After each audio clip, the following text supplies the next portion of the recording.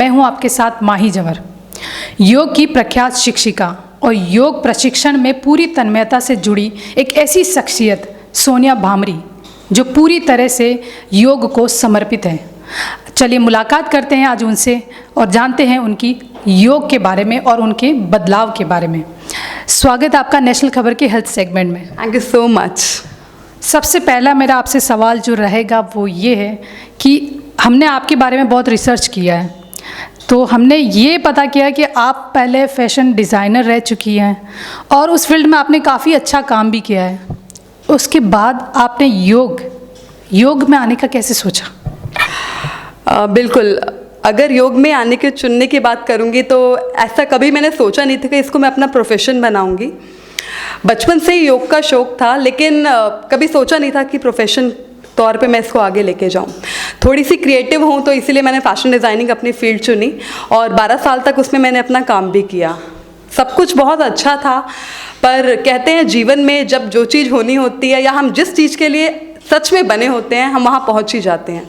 तो ऐसे ही मेरा सफ़र रहा। कुछ इस तरह की प्रॉब्लम्स आई पर्सनली प्रोफेशनली कि जिसकी वजह से मैंने डिसाइड किया कि मुझे कुछ और करना है।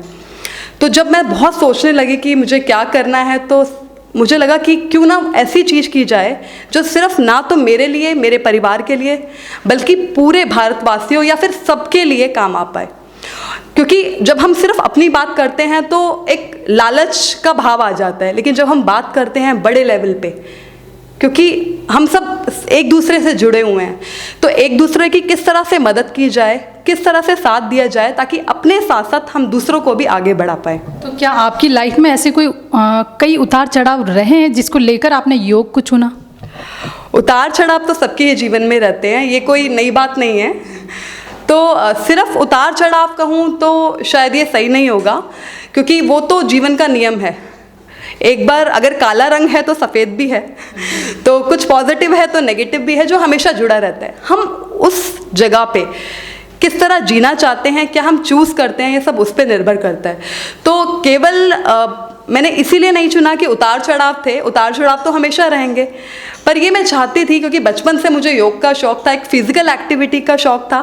पर जब योग को से मैं असली में बिल्कुल अच्छे से जुड़ी तो मुझे लगा कि नहीं, योग सिर्फ शारीरिक नहीं है, शरीर तो सिर्फ एक शुरुआत है, एक जरिया है जानने का कि योग है क्या। योग यानी कि आप जो भी कर रहे हैं उसमें उस समय जुड़ जाना। जब हम योग शब्द की भी बात करते हैं तो आप ध्यान से देखें, मैथमेटिक्स में जब हम योग की बात करते हैं दैट इज़ प्लस, यानी कि एडिशन। तो व्हाट इज़ एडिशन? एडिशन कुछ भी हो सकता है। जब मैं किसी चीज़ से जुड़ गई, एक चीज़ तो कभी भी एडिशन नहीं हो सकती, दो चीज़ों का होना बहुत ज़रूरी है। तो चाहे अगर आप स्पिरिचुअलिटी में जाएँ तो आप कहें आत्मा का परमात्मा से मिलन, या फिर एक नॉर्मल आप खाने की बात करें कि आप जिस समय खाना खा रहे हैं तो क्या आप उससे किस तरह से जुड़े हुए हैं, क्या आप जो कर रहे हैं उसके साथ जुड़े हुए हैं।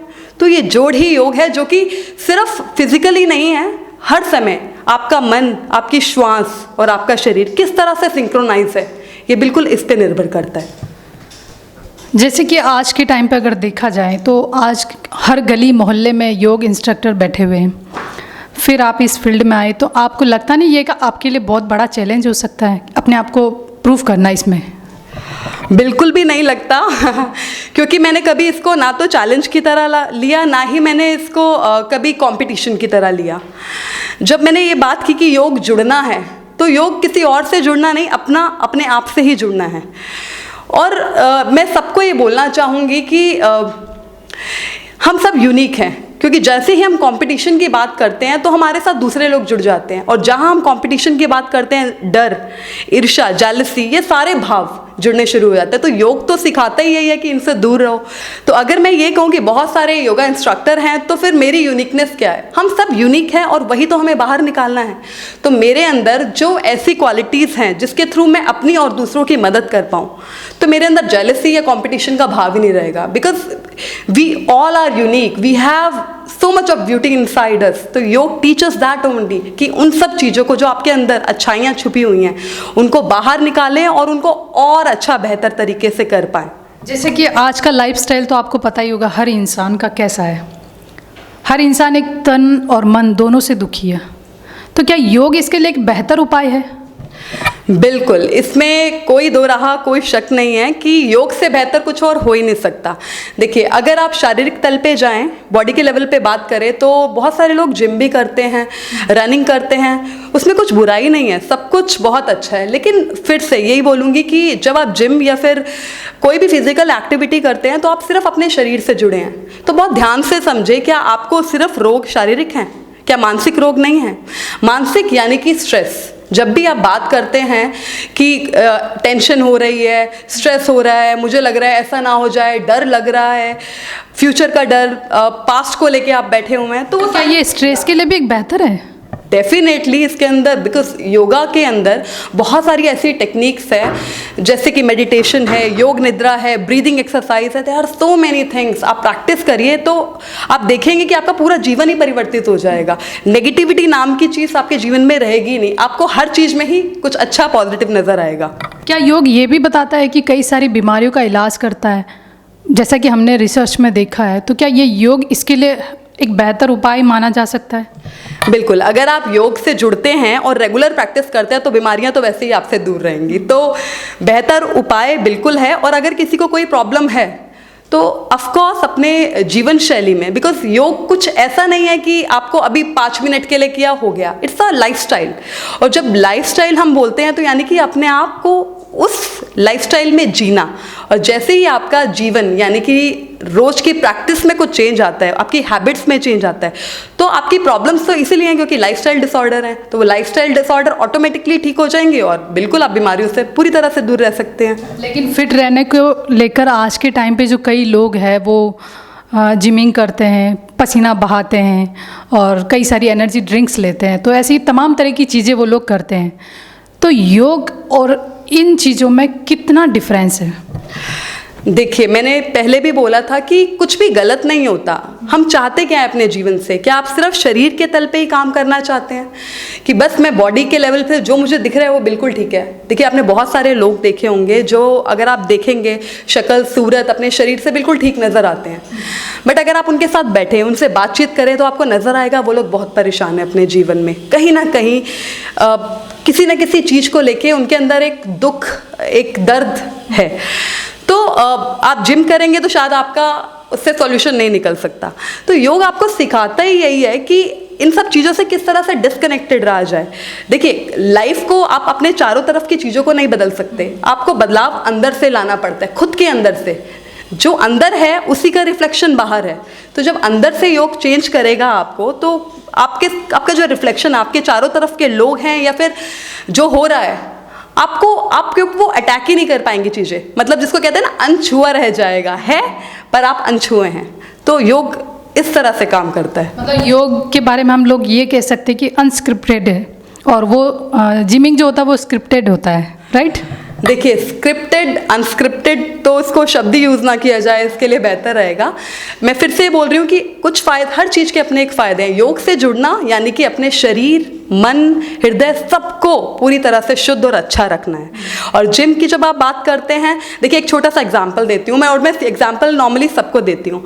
अगर आप जिम गए हैं, ट्रेडमिल पे हैं, you are running on treadmill and you will see first the timing, you will set the timing in everything. तो उसके बाद आप धीरे धीरे शुरू करेंगे, यू विल स्टार्ट रनिंग। जैसे जैसे आप भागना शुरू करेंगे आपको लगेगा कि सब ठीक चल रहा है, सब अच्छा है और आपकी स्पीड बढ़ रही है। सडनली म्यूज़िक आपको सुनाई देगा, जो नॉर्मली लाउड म्यूज़िक होता है जिम में, तो आप म्यूज़िक के साथ भी कनेक्ट रहेंगे। लेकिन आप देखेंगे धीरे धीरे बॉडी आपकी भाग रही होगी, आपको पता नहीं होगी आपकी सांस कहाँ पे है, तेज हो रही है, कभी धीरे हो रही है। उसके बाद मन, हो सकता है कभी आप ऑफिस के बारे में सोच रहे हैं, कभी घर के बारे में, कभी बच्चों के बारे में, अपने पास्ट या फ्यूचर के बारे में। तो यानी कि जो कि सब कुछ आपके अंदर है, आपकी ब्रेथ आपके अंदर है, शरीर तो आप खुद हैं ही, और मन आपके अंदर है। तो यानी कि तीनों अलग अलग दिशाओं में, सांस कहीं और, मन कहीं और शरीर कुछ और कर रहा है। तो योग हमें सिंक्रोनाइजेशन सिखाता है between your body, breath and your mind. तो this is a addition of everything. तो इसमें जब सब कुछ आ गया तो आप सोचिए कुछ बचा क्या। अच्छा, तो ये मान सकते हैं कि योग एक आत्मिक मिलन होता है, मतलब आत्मा का मिलन होता है? बिल्कुल आत्मिक मिलन है, but this is a journey.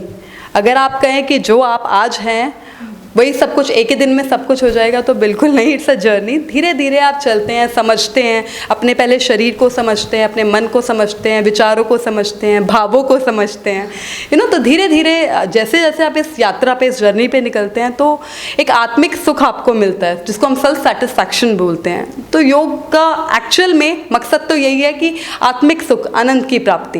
लेकिन हाँ, सबसे पहले आपको अपने शरीर पे ही काम करना पड़ेगा, क्योंकि शरीर के तौर पे अगर आप स्वस्थ हैं तो डेफिनेटली धीरे धीरे आप आगे बढ़ेंगे। अच्छा, ऐसा भी माना जाता है जैसे कई सारी बीमारियां हैं, तो आप बता सकती कौन कौन सी बीमारियों पर योग कारगर साबित हुआ है या हो सकता है?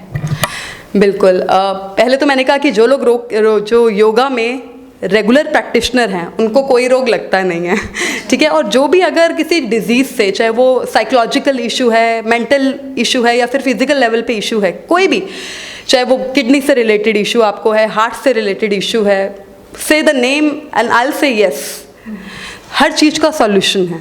तो अगर आप रेगुलर प्रैक्टिस करते हैं और अपने जीवन में योग को उतारते हैं, तो आप किसी भी बीमारी से आसानी से दूर हो सकते हैं। जैसे कि आपको अब एक सवाल मैं आपसे पूछ लेती हूँ कि महाराष्ट्र का हालचाल तो आपको पता ही होगा अच्छे से, डिप्रेशन बहुत ज़्यादा इससे मतलब कनेक्टेड बता रहे हैं ड्रग्स को लेकर। तो डिप्रेस्ड व्यक्ति जो होता है उसके लिए क्या योगा बहुत अच्छा है?